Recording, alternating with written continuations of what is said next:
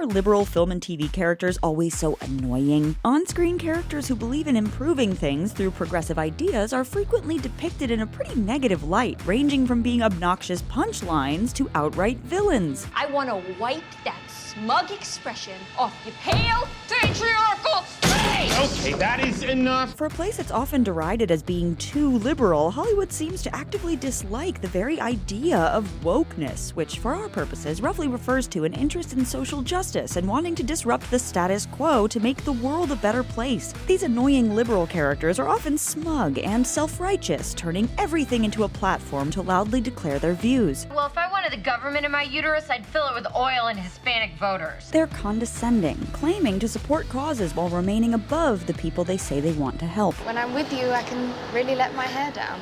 Metaphorically speaking, of course, because I'd never have it up in the first place. I'm not a factory worker. And they're insincere. Often they don't even truly care about those causes in the first place and quit at the first sign of trouble. And I hate them. I hate the wetlands. They're stupid and wet, and there are bugs everywhere. More than anything, they're just irritating. Why is it February and hotter than the devil's booty hole outside? Climate change. We are living in the middle of its disastrous effects. The permafrost in Russia. Nerd. So what are the characteristics of the annoying liberal, and why are films and shows, which tend to be made by a lot of supposedly progressive people, so committed to portraying this hateable character? Here's our take on why movies and TV try to present themselves as being in the reasonable middle by punching at anyone trying to make a change. So you see what you call insanity? We call solidarity. You'd think it would be an attractive quality if a character wants to make the world better, but do-gooder characters are frequently depicted as irritating, hypocritical, and downright wrong. Great, I was wrong.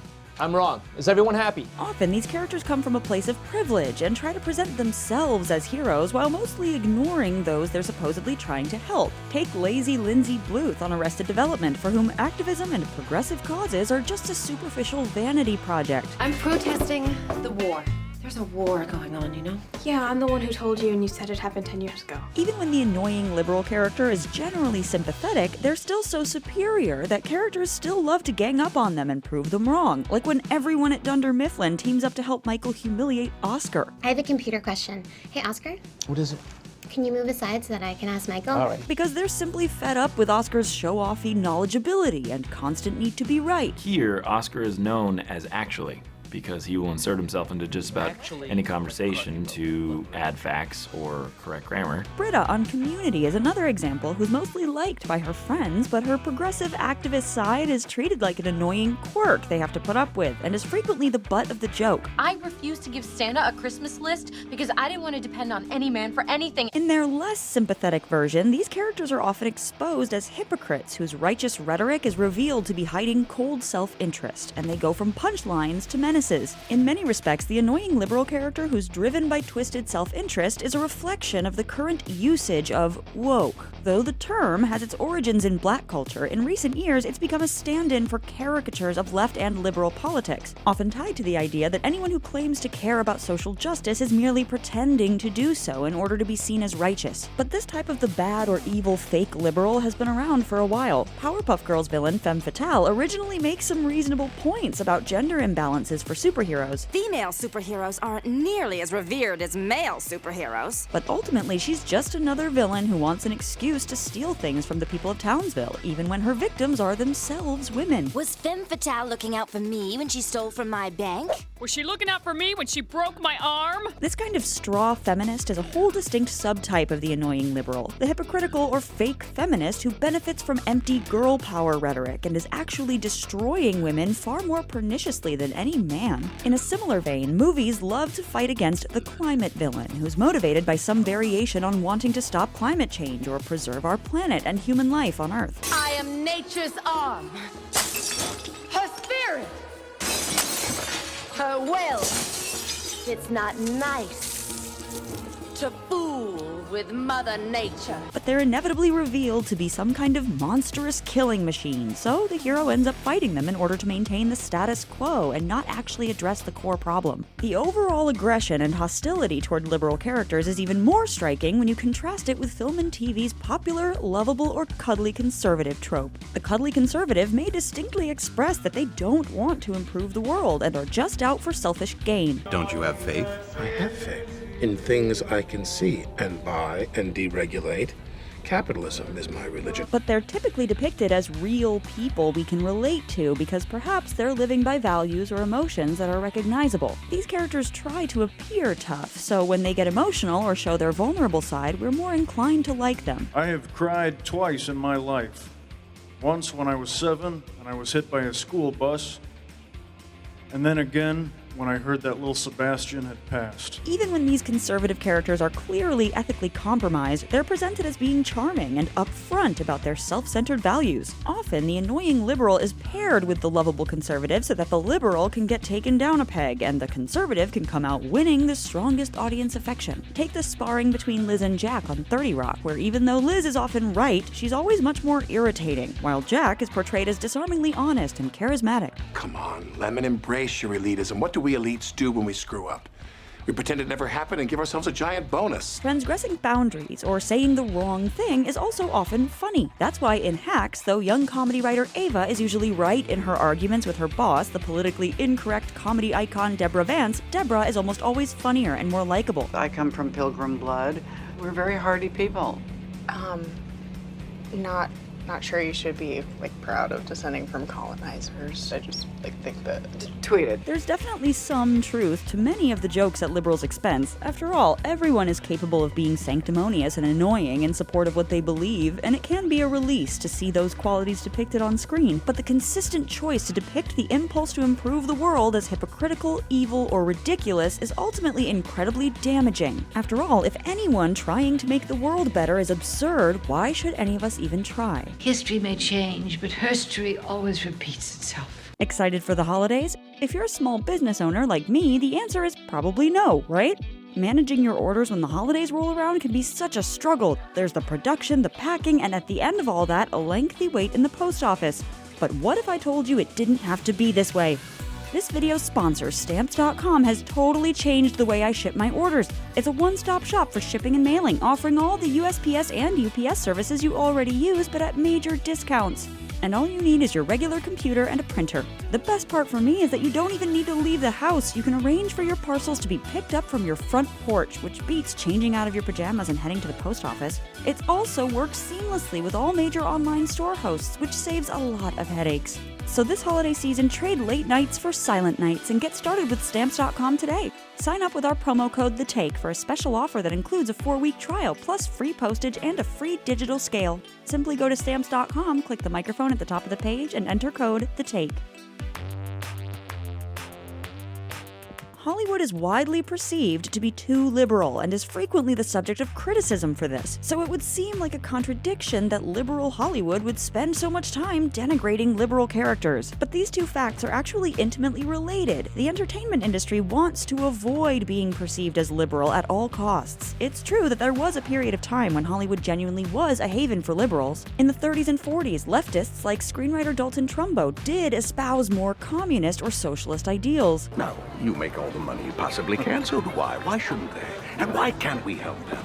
Listen to you, the swimming pool Soviet. But during the Red Scare and McCarthy era of the late 40s and 50s, Hollywood was essentially purged of most people who held truly radical socialist or leftist beliefs, unless they were willing to name names. Ilya Kazan is a traitor. He is a man who sold to McCarthy all of his companions. In fact, Ronald Reagan testified before HUAC when he was the president of the Screen Actors Guild, and along with John Wayne, played a large role in moving Hollywood to the right. We have done a pretty good job in our business of keeping those people's activities curtailed. Remnants of this fear have stuck around. Ever since then, TV and film has worked hard to insist that even when it advocates for certain policies, it's not like those liberals. This also makes sense from a broader financial perspective. Hollywood's anxiety mirrors a broader concern among politicians and business overall, which works much harder to win over conservatives and hypothetical moderates. I'm Hollywood liberal Don Cheadle, and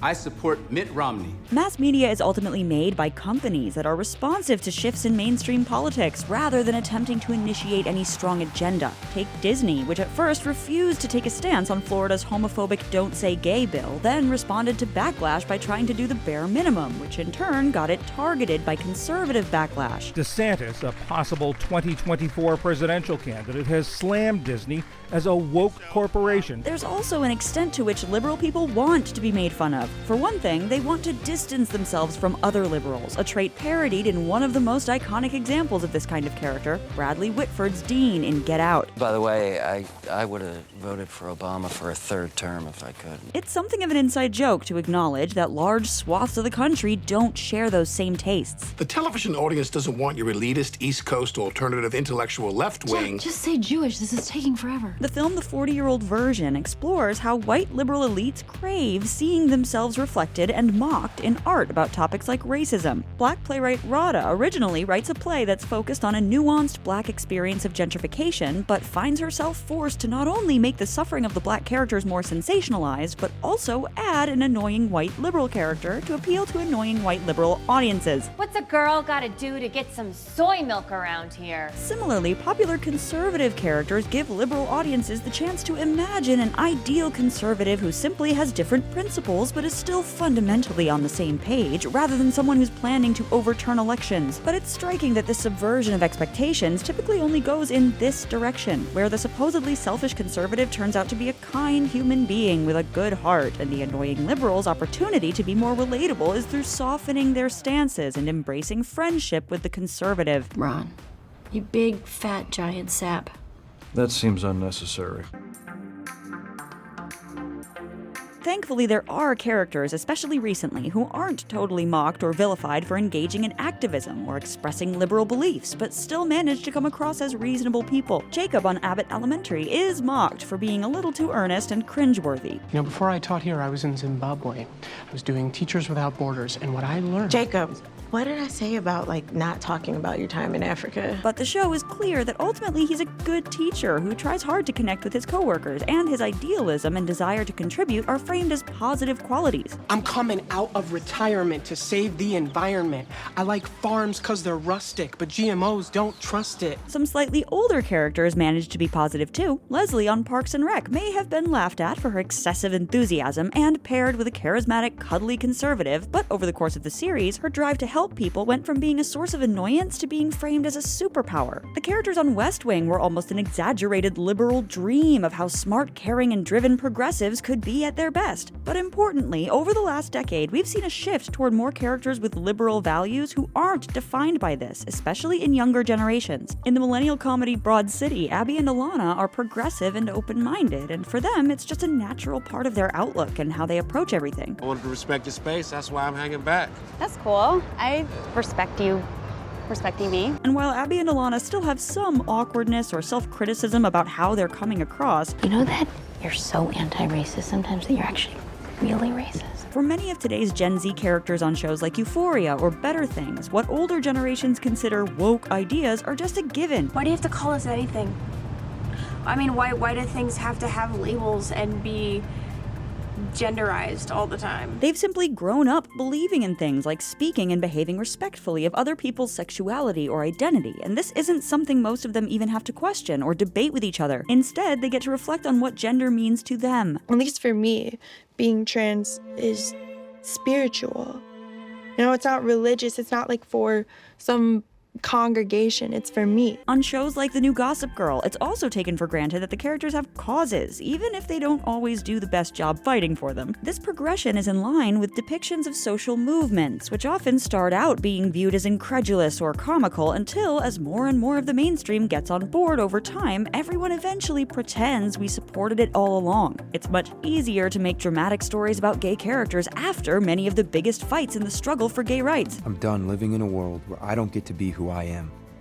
I deserve a great love story. Entertainment about racism frequently celebrates the abstract power of simply sitting down and talking to people. You never win with violence, Tony. You only win when you maintain your dignity. Valorizing America's past, dealing with racism without looking deeply at the more complicated problem of the racism Americans still deal with today. And still, other times, feminist icons in movies are women who happen to have been deeply conservative and not even feminists at all. With all due respect, sir, I have done battle every single day of my life. TV and movies take a long time to make and require a lot of funding, so it makes sense that they're usually responsive to changes that have already happened and only really take a stand when the battle's already been won. But it's worth asking, what would things look like if Hollywood actually committed to its supposed ideals and tried to genuinely get out ahead of issues and promote causes that creators believe in? The TV and movies that engage with sincerity would, at the very least, age a lot better. One person's annoying is another person's inspiring